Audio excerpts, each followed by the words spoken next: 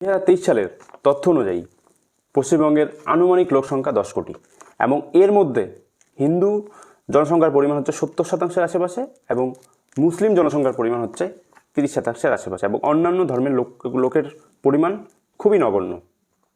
আমাদের কাছে এই মুহূর্তে 1901 থেকে 2011 সাল পর্যন্ত সেন্সাস ডেটা উপলব্ধ রয়েছে এবং এই সেন্সাস ডেটার উপর ভিত্তি করেই আমি পশ্চিমবঙ্গের সংখ্যালঘু মুসলিমদের জনসংখ্যা বৃদ্ধির চিত্র এবং তাদের বৈশ্বিক বন্টন নিয়ে আলোচনা করব। 1901 সালে পশ্চিমবঙ্গে মুসলিম জনসংখ্যার পরিমাণ ছিল 39 লাখ, সেটা 1941 সালে বেড়ে গিয়ে দাঁড়ায় 55 লাখে। এরপর ভারত ভাগ হয় এবং ভাগটা হয়েছিল কিন্তু ধর্মের ভিত্তিতে। তাই এপার বাংলা থেকে কিছু সংখ্যক মুসলিম ওপার বাংলাতে গিয়েছিল এবং ওপার বাংলা অর্থাৎ পূর্ববঙ্গ থেকে কিছু হিন্দুরা কিন্তু পশ্চিমবঙ্গে এসেছিল। এর ফলে পশ্চিমবঙ্গে মুসলিম জনসংখ্যার পরিমাণ কিন্তু কিছুটা হ্রাস পায় এবং 1951 সালে মুসলিমদের জনসংখ্যা হ্রাস পেয়ে দাঁড়ায় 44 লাখে, অর্থাৎ এই 10 বছরে মুসলিম জনসংখ্যা হ্রাস পায় মোটামুটি 11 লাখ। 1961 সালে মুসলিম জনসংখ্যার পরিমাণ ছিল 55 লাখ, 1971 সালে 79 লাখ, 1981 সালে 97 লাখ, 1981 সালে 97 লাখ, 1991 সালে 1,20,00,000, 2001 সালে 1,82,00,000 লাখ এবং সর্বশেষ যে সেন্সাস হয়েছিল সেই সেন্সাস অনুযায়ী মুসলিম জনসংখ্যার পরিমাণ 2,46,00,000।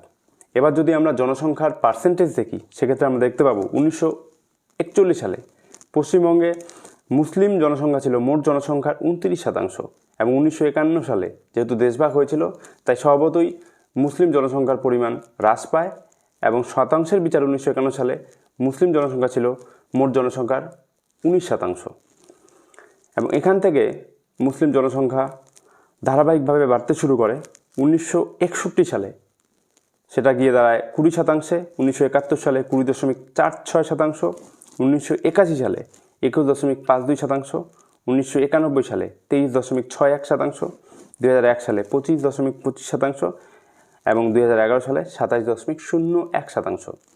আমি যে আপনাদের কাছে তথ্যচিত্রটা উপস্থাপন করলাম সেটা থেকে এটা পরিষ্কার যে পশ্চিমবঙ্গের মুসলিম জনসংখ্যা ধারাবাহিকভাবে এবং দ্রুততার সঙ্গে বৃদ্ধি পেয়েছে। এবার যদি আমি পশ্চিমবঙ্গের মুসলিমদের বৈশ্বিক বন্টন দেখি তাহলে আমরা দেখতে পাবো পশ্চিমবঙ্গে মোট জেলার সংখ্যা 23টি এবং এই 23টি জেলার মধ্যে 3টি জেলাতে মুসলিম জনসংখ্যা কিন্তু সংখ্যাগরিষ্ঠ। সেই জেলা 3টি কী? মুর্শিদাবাদ। 100 জন মুর্শিদাবাদবাসীর মধ্যে 67 জন হচ্ছে মুসলিম। মালদাতে মুসলিম জনসংখ্যার পরিমাণ হচ্ছে 51%, উত্তর দিনাজপুরে 50% এবং এই 3টি জেলা এছাড়াও বীরভূমে মুসলিম জনসংখ্যার পরিমাণ 37.1% এবং দক্ষিণ 24 পরগনায় 35% এবং সবচেয়ে কম মুসলিম জনসংখ্যা যেসব জেলাতে দেখা যায় সেগুলি হচ্ছে কালিম্পংয়ে মুসলিম জনসংখ্যার পরিমাণ মাত্র 1.59%, ঝাড়গ্রামে 2.86% এবং দার্জিলিংয়ে 6.34%। প্রথমত আমরা দেখতে পাই যে মুসলিম সম্প্রদায়ের মধ্যে জনসংখ্যা বৃদ্ধির হার হিন্দুদের তুলনায় অনেকটাই বেশি। এর ফলে হিন্দু জনসংখ্যার তুলনায় মুসলিম জনসংখ্যার বৃদ্ধির হার কিন্তু বেশি। এর ফলে পশ্চিমবঙ্গে মুসলিম জনসংখ্যা কিন্তু বৃদ্ধি পেয়েছে। দ্বিতীয় কারণ হচ্ছে পরিব্রাজন। পশ্চিমবঙ্গের আর্থিক সচ্ছলতার আকৃষ্ট হয়ে বিহার এবং উড়িষ্যা থেকে প্রচুর মুসলিম জনগণ কিন্তু পশ্চিমবঙ্গে ছুটে এসেছে। শুধুমাত্র পার্শ্ববর্তী রাজ্য থেকেই নয়, কাঁটাতারের ওপার থেকে অর্থাৎ বাংলাদেশ থেকেও কিন্তু বেশ কিছু সংখ্যক মুসলিম কিন্তু ভারতে এসেছে। দেশভাগের সময় পাঞ্জাবের ক্ষেত্রে যেটা হয়েছিল সেখানে প্রায় সব মুসলিমই ভারত থেকে পাকিস্তানে চলে গেছিলো এবং পাকিস্তান থেকে প্রচুর হিন্দু কিন্তু পাঞ্জাবে এসেছিল, কিন্তু পশ্চিমবঙ্গের ক্ষেত্রে কিন্তু সেটা হয়নি।